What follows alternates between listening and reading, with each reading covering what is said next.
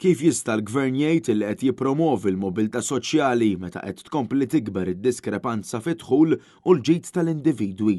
Kien dan is-sentiment espress fl-editorjal tal-Gazzetta Times of Malta e kif fil-kitba tiegħu l-editur tkellem fuq il-problema tal-prezzijiet għoljin tal-proprjetà u l-affordabilità sabiex wieħed jikseb il-post fejn jgħix. L-editur beda billi semma kif il-prezzijiet tal-proprjetà komplew jisplodu l-fuq b'mod speċjali minn wara l-2021 u kif min-naħa l-oħra tul dawn l-aħħar snin il-pagi u dħul finanzjarju żgur li molewx bl-istess rata, tant li l-editorjal stqarr li żgħażagħ li jiġu biex jixtru l-ewwel proprjetà tagħhom qed isibuha dejjem aktar diffiċli, mhux biss biex iħallsu l-loan iżda saħansitra lanqas biss jingħataw self, speċjalment persuna single paga medja. L-editorjal qal ukoll li din iż-żieda eżorbitanti fil-prezz tal-proprjetà waslet minħabba mudell ekonomiku ibbażat fuq in-numri u eluf kbar ta' ħaddiema minn pajjiżi terzi. Ir-realtà hi li żgħażagħ Maltin qed isibu problema, speċjalment dawk li għandhom paga medja.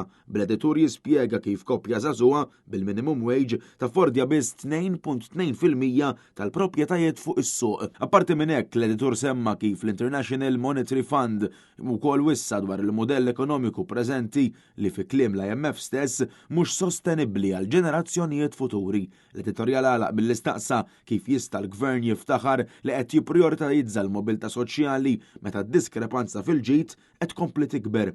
ċittadini Maltin li lanqas biss jaffordjaw ikollhom l-ewwel proprjetà tagħhom u kif il-Gvern tal-Labor ma investa xejn fejn jidħol pjan fit-tul għall benesseri tas-soċjetà.